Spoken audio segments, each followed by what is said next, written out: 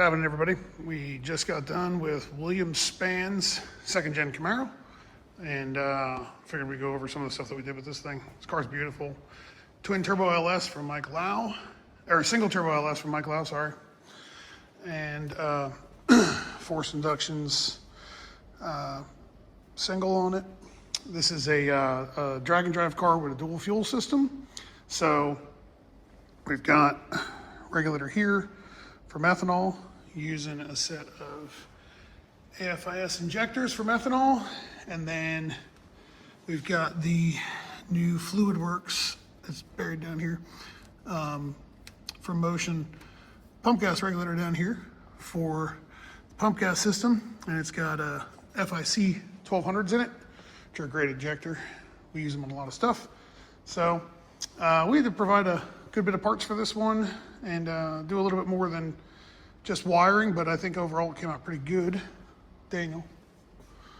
What's up? This is socks. Look at this. Look at this. This hoe showed up with regular socks on today. You gotta be kidding me. I was in a hurry.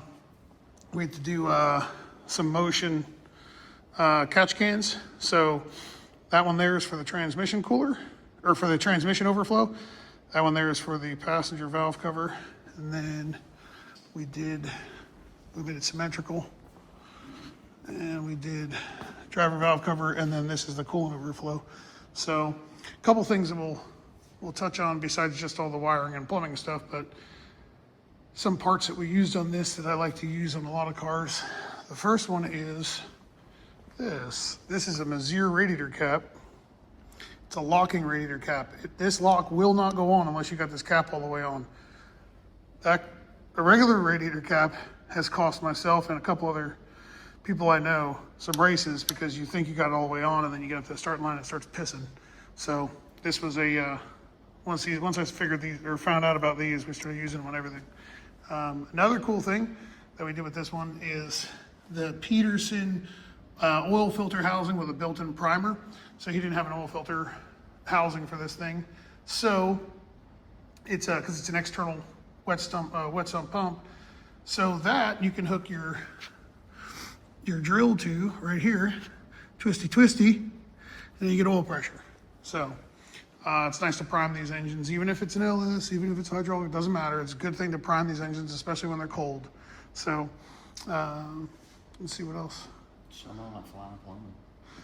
We got a lot of plumbing on this car, a lot. So we used a mix of Brown and Miller, which is that stuff right there. Ta-da. And then Racetronics, which is this right here.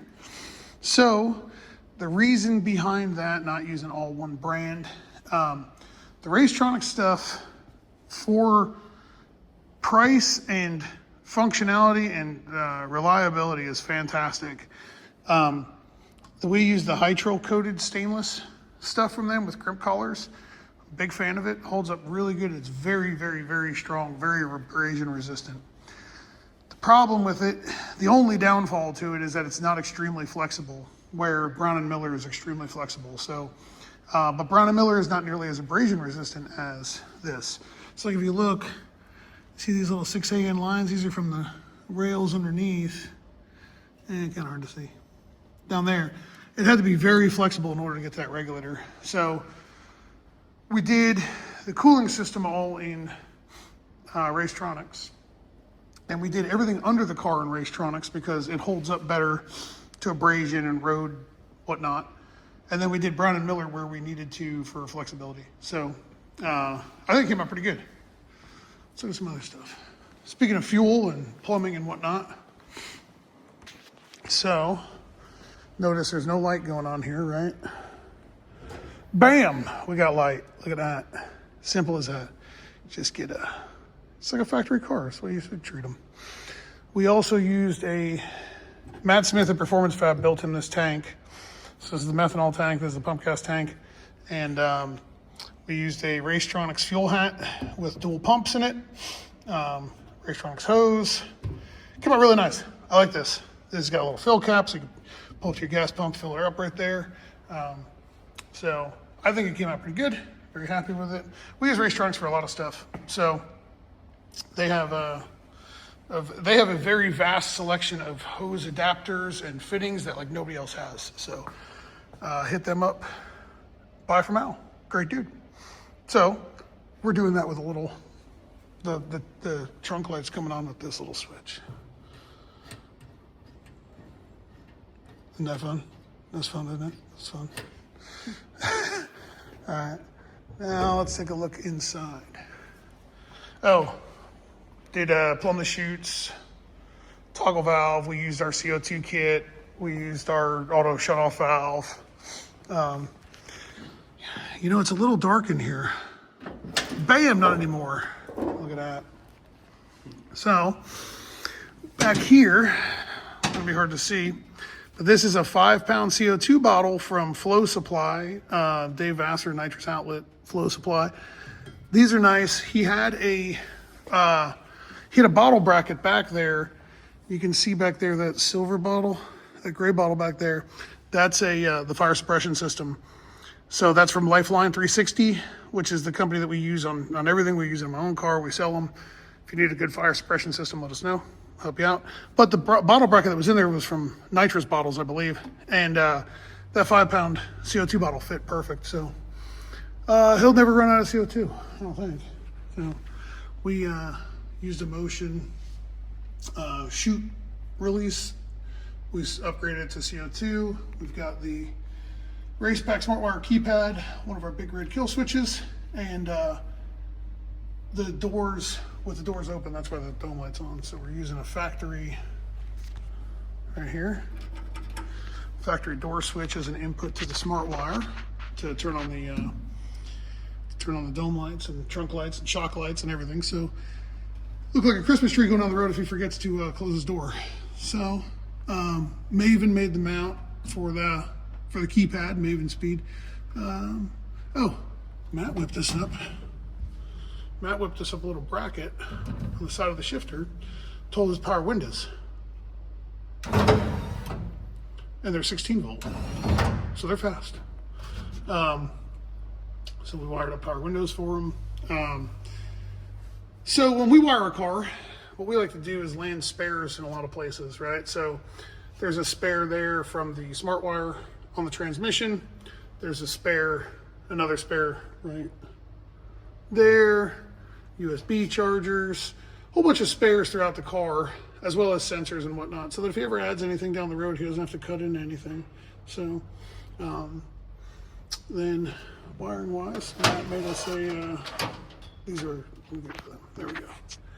So we've got a right there, a Davis Technologies VPS, MSD Pro 600, 12.3 dash, Dominator, Race Pack Smart Wire, and an injector driver module. Hey, you see that tape on the firewall? We left that tape on the firewall. Daniel, we go fix that. Okay. Full spectrum power battery. Yeah, this thing came out pretty awesome. I'm really happy with how it came out. What do you think, Daniel? What do you want to talk about? It turned out good. We should show them the 12 position switch mount. Oh yeah. Mickey shifter. Yeah.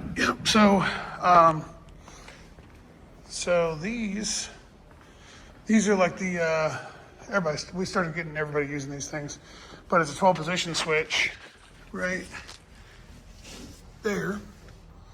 And then this bracket came from HFR, right? I think that's who it was, right? Yeah, HFR fabrication. Bolts on the side of the Mark Mickey shifter. You got your 12 position switch right there. So you got everything right within reach where he needs it. Also Mark Mickey customers can have a reverse switch now. Oh yeah. Yep. So this has got a reverse switch in it. So we got that from Mag's Fab Works. They make a bolt-in reverse switch now inside of the Mark Mickey shifter. It's a lot easier to just buy a motion shifter. But if you don't want the motion shifter, you want to run the Mark Mickey shifter, check out those two companies, HFR Fabrication for your little accessories, shifter accessories, and accessory brackets. And then Mag Fabworks also has some really good shifter accessories and accessory brackets. So check them out for those things. Work out really well. Let's see. What we got? Oh, yeah. Look at it. I mean, how are you going to have a street car without a factory high beam switch? You know? Gotta have a factory high beam switch. Oh, look at Daniel just got that tape. He thought I wasn't paying attention. Sneaky, sneaky. I mean, you might be street car, but you're not power windows, factory high beam switch. Yeah, I mean, those are the important things, right? Stomp on the foot, stomp your foot down, crank your hog a little bit, stomp your foot, and you got high beams, you know what I mean? Use a motion, turn signal switch. His dash isn't in the car, it's over on the shelf because he's coming to pick the car up here shortly, so wanted to leave this off so you can see everything that we did. We don't like to hide anything for our customers. We like to show them everything, unlike some others. Yeah, we'll leave that alone. Let's see. What else we got? Oh, we use Motion's coil brackets to hold the CDI coils way down there. Nice and short wire. We made them here.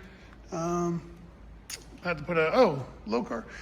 Low car gets a bad rap about dipsticks, but it's because everybody buys a cheap one. We put in a trans dipstick for them, and this is locking right there. If yours does not have that lock up there, and it's this really tiny little hole, send it back and spend the extra $20 and get the locking one, because that dipstick, grab the funnel, grab the calibrated funnel. Filling up transmission's a pain in the ass. But with that dipstick, you pull this out, right? And then this here super multi-purpose funnel from Flow Tool, which is like $2 everywhere, will literally click in there, and then you can pull that collar up and lock it in. You can see where teeth have bit into this one quite a bit, right? Oops. Right in there. So way easier to fill up the transmission with that. So spend the extra $20 and buy the locking, anchor tight, I think is what they call it, dipstick. It'll save you a bunch of hassle. That other one that they have has got like this pinhole in it to fill the transmission. Took about a day and a half. So that one's super easy. But anyway, yeah, we had it fired up on a pump, on alcohol. When he gets here, we'll do a little bit more. We'll film some stuff cranking this hog. So, but for now, let's wait for William to show up, and then we'll crank this thing. All right, cold start. Haven't even put a battery charger on this thing. Let's see if it fires on alcohol.